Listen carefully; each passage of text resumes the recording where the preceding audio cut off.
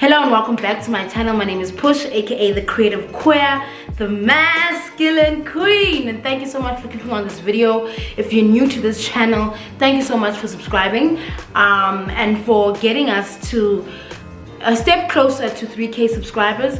And if you're a returning subscriber, you know what it is. Welcome back to the family. Today I will be talking about the kinds of women that you probably don't ever want to date, and if you have dated them, then let's laugh about it, charge it to the game as well, and if you're ever going to, then good luck with that. This video is purely for shits and giggles. I will emphasize this time and again. This video is purely for shits and giggles. Sanba serious, sanba light. Grab a packet of popcorn, whatever it is, and enjoy this video. Let's roll the bumper. Masambeni.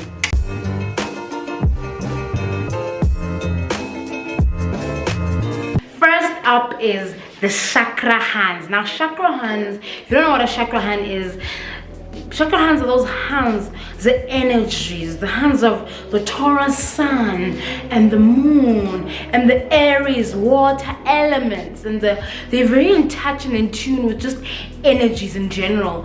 I've had experience with Chakra Hands, and the thing about it is that you get lost in the source, you get lost in the hoo-ha, because you're also kind of like trying to learn and trying to get to understand what it is that they're talking about. And what the mistake that I did, I'm not speaking for anybody else, is to confuse all of this airy fairiness, all of this these energies and these moons for emotional maturity. Because one thing a Chakra Hand will do, she'll dribble you. And the way that they dribble you is that they never really give you distinct answers about anything. You'll be asking, baby, do you see a future with the both of us? And she'll be like, oh, if the Aries moon and the Taurus sun align on the 22nd of December, then I see a future in us.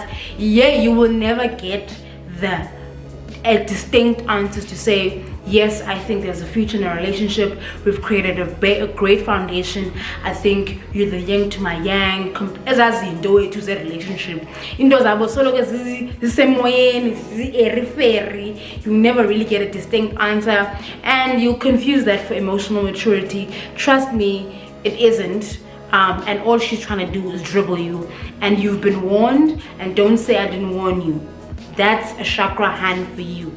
The second people, and the soil sisters, you know, Azania, Sizwe, Sizwekazi, Sichaba, what you call it, Azania, man, Kubone, those black women who love and are for South African politics. They will fight for your rights. They know off and on. No,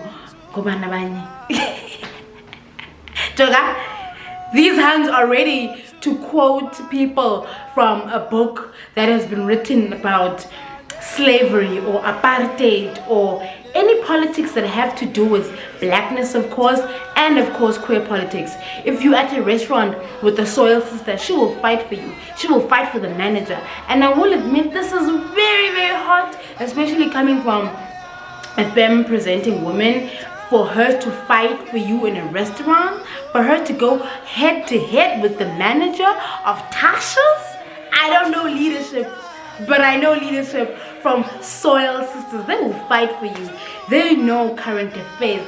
They know what's happening on the ground. They have the ear to the ground. They know onke amakucho ase parlamente jonga aluta continua. These are my sisters. Shem, I haven't really had a bad experience with them. But sometimes, I mean, they're party poopers. You'll be trying to enjoy your drink and it's politics. I mean, can we just relax? Relax. Alright, the third up is the toxic butchers. Oh, toxic butchers. Oh. If you ever fall victim to dating somebody who I consider as a toxic butch, hey, my queen, I'm so sorry. Toxic butch women are masculine presenting women that have hyper masculinity, misogynists, patriarchal. They exude all of the traits that we don't like from men. They take it upon themselves to be the men of queer women. Basically, they thrive off of the submissiveness of their femme partners. They will use money to control you. They will use power to control you. Unshackle yourself from the chains of toxic butch women. They usually also attract this next category that I'm about to say, but not all the time. Another thing about toxic butches, I've never dated a toxic butch, but I've kind of come across some people that I consider as toxic butch women, and this is them when they are hugging, or they're introducing, or they're meeting a new group of people. If, say for example, I'm walking with my girlfriend, we're meeting a group of people, this is how they'll be hugging the femmes. Oh, hey babe, and they'll be like, hey baby, how are you doing? Oh yeah, you good? And then when they come to you, they're like, yeah, they give you that, you know how men greet each other, they do that thing, sure. And I'm just like, hug. So those are the type of hands that push heteronormativity, that push homophobia within the queer community, which is something we don't really talk about. But I think I'm going to leave it there with toxic butch women. If you are in a relationship with one, I really recommend that you leave that relationship, because honey, it will not serve you. Okay. Last woman that you should probably never date is the toxic femme. Now, a toxic femme is so dangerous because they don't know that they are toxic themselves. Toxic femmes perpetuate heteronormativities. They are the driver. When folks to implement heteronormativities, they were like me. They want to perpetuate heteronormativity. They, in a relationship, they usually attract masculine presenting women, and masculine presenting women that have a very low emotional maturity, number one. And I have dated a toxic femme before, and I think it was when I was sort of coming into my queerness and coming into my masculinity as well. So what the toxic femmes do is that they affirm